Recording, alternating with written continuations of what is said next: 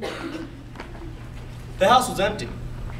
Toby had been tipped off that the owners were away for a week, leaving behind enough electronic equipment to entertain a small country and a massive bundle of cash. Outside, I felt a trickle of cold water slide down my back. Back then, I thought it was like Chinese water torture. I know different now. Alex, a troubled teen with a dark past, has turned to burglary. Over the years, he and his best friend Toby have been burgling houses day and night, choosing a random assortment every single day. But when they choose this house, the punishment they severe is a lot more severe than one would think. Escape from Furnace by Alexander Gordon Smith. Through a break in the clouds, the light from the moon made the world glow like it was covered in silver polish. I jogged across the garden but stopped when I heard an angry mutter behind me. It was Toby, hopping across the garden on one foot, holding the other in his hands. Cat crap! These cost 100 quid, Alex! We'll buy ourselves some new ones with the money we make tonight.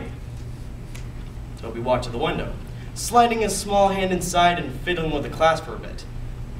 Soon the window creaked open. Wow, that was almost too easy. I should have guessed then that something funny was going on, but greed is a powerful thing.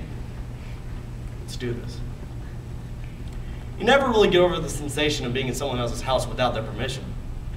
It's like the house itself doesn't want you there. The air, the smell, even the atmosphere tastes strange.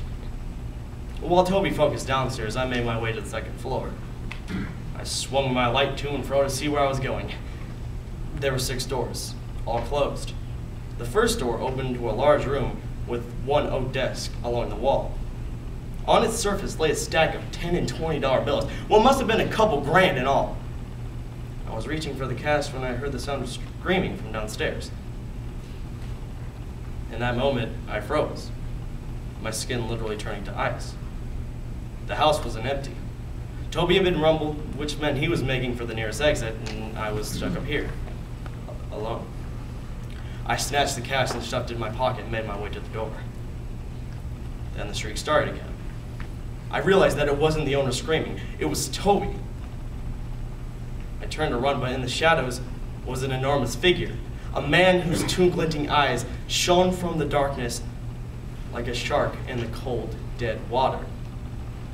I ran for the door, but the figure was too quick, reaching out for me with the arms the size of tree trunks. I ducked, but he moved like lightning. Nice to see you, Alex.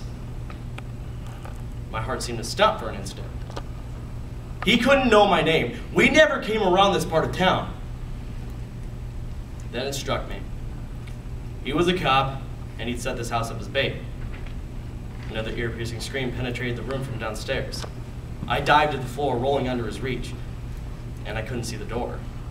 I slapped my hand fiercely against the wall, knowing I only had seconds before I felt the cop's huge hand upon my shoulder.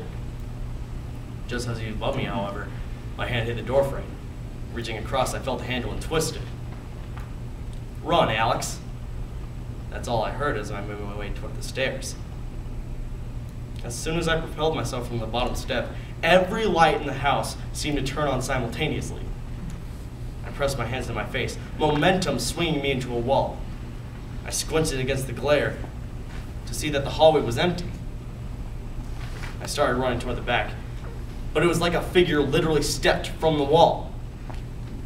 I did as any other sane person would do and started running toward the back. As I ran away, I got a good look at his face.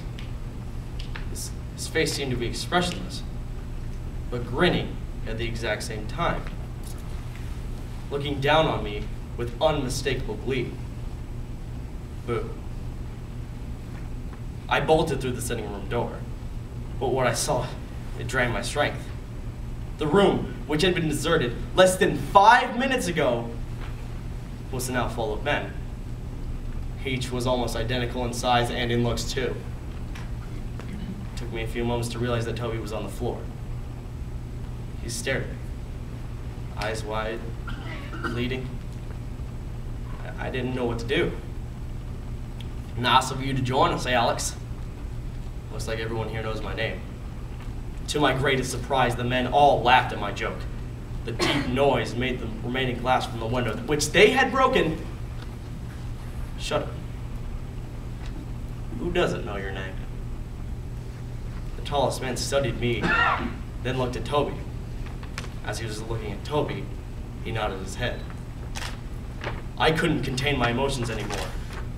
I exploded. What the hell do you want? We want you to say goodbye to your friend. I shook my head, fear and confusion churning in my stomach. Toby was no longer looking at me, but staring at the carpet, sobbing uncontrollably. His voice little more than a whisper. They're not police, Alex. For a second, I felt as if I was going to pass out. The giant man pulled out a handgun, silent of course, and pointed at Toby. Last chance to say goodbye? I looked at Toby, thinking about all the things we'd never be able to do, all the people we'd never be able to meet. So stupid! Tears filled my eyes, blurring my vision. All I could say was, goodbye, Toby. I'm sorry. My name was all I heard from his reply. The low pop was barely audible against the laughter that once again filled the room. I tried to blink the tears out of my eyes, but to no avail. Toby lay motionless, his eyes blank, the carpet beneath him the same color as the wound on his head. I wanted to feel anger, hatred, sorrow, anything. But all I could do was stare at my friend, at the body that would never move again, a corpse with one dirty shoe. My legs gave way and I sank to my knees, tears flowing out of my eyes like a waterfall. Catch, Alex. The giant had tossed the gun to me. Now, if I were you, Alex, I'd make a run for it. You just broke into a house, stole a load of cash, and shot your best friend in the head in cold blood. The police aren't gonna like you one bit. I couldn't respond. The front door had been unlocked and opened, just waiting for me to dash out of it. Good luck, Alex. Now, as I said before, run. Run as hard and as fast as you can. We'll see you real soon. I took one last look at Toby that night, at rest on his crimson bed, and bolted out into the rain.